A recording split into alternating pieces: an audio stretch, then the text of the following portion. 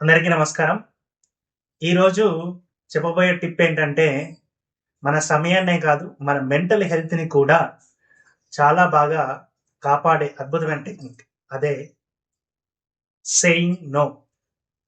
No చెప్పడం ఎలాగో ఖచ్చితంగా మనకు తెలిసుండాలి. ఇది నో చెప్పడం అంటే ఎదుటి వారిని అవాయిడ్ చేసినట్టు కాదు. మనకు మనం విలువిచ్చుకున్నట్టు. కాబట్టి మనం ధైర్యంగా నో చెప్పడం తెలిసుండాలి. లీడర్‌షిప్ క్వాలిటీస్‌లో నో చెప్పడం అనేది అతి గొప్ప క్వాలిటీగా చెప్పబడుతుంది. యెస్ చెప్పడం చాలా ఈజీ. కానీ నో చెప్పడం ఎలాగో తెలిసుండడమే అతి గొప్ప లీడర్‌షిప్ క్వాలిటీలో ఒకటి. ఇక ఈ నో చెప్పడం వల్ల ఎలాంటి లాభాలున్నాయో తెలుసుకునే ప్రయత్నం చేద్దాం. మొదటగా టైమ్ ప్రయారిటీ. మన సమయాన్ని మనకు కావాల్సిన విధంగా మనం ప్రయారిటైజ్ చేసుకోవచ్చు. Number 2 mental health. అంటే మనం చాలా ప్రశాంతంగా ఉండగలుగుతాం. మన సమయాన్ని కూడా కరెక్ట్‌గా వాడుకోగలుగుతాం కాబట్టి.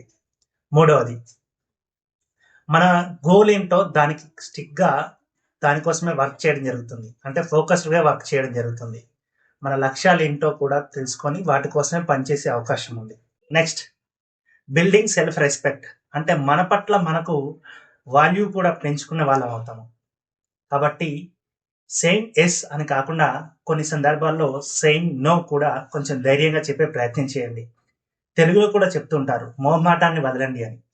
అదే ఇంగ్లీష్‌లో సేయింగ్ నో. కాబట్టి ధైర్యంగా నో చెప్పండి. మీ సమయాన్ని మరియు మీ మెంటల్ హెల్త్‌ని కాపాడుకునే ప్రయత్నం చేయండి. మరో వీడియోలో మళ్ళీ కలుసుకుందాం. నమస్కారం.